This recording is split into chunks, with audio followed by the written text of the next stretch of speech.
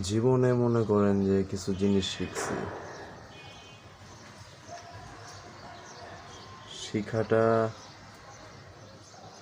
তেমন কিছু ছিল না, শুধু কি পকেট পকেট গরম থাকলে বাস্তব জীবনে সব কিছু সম্ভব।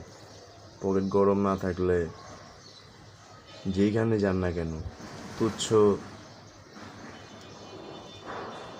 অবহেলা, ইগনোর, ইংলিশে বলে ইগনোর, এগুলো আপনার অলওয়েজ চোখের সামনে ফেস করতে পারবেন। যেমনটা আমি নিজে ফেস করেছি। তো আমি মনে করেন যে আমার জীবনে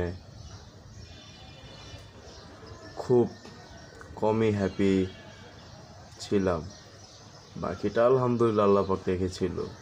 কারণ সর্বদা আল্লাহ পাকের শুকরিয়া আদায় করতে হবে। সবাই ভালো থাকবেন। আসসালামু আলাইকুম, আল্লাহ হাফেজ।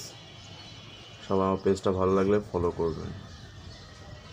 টাটা।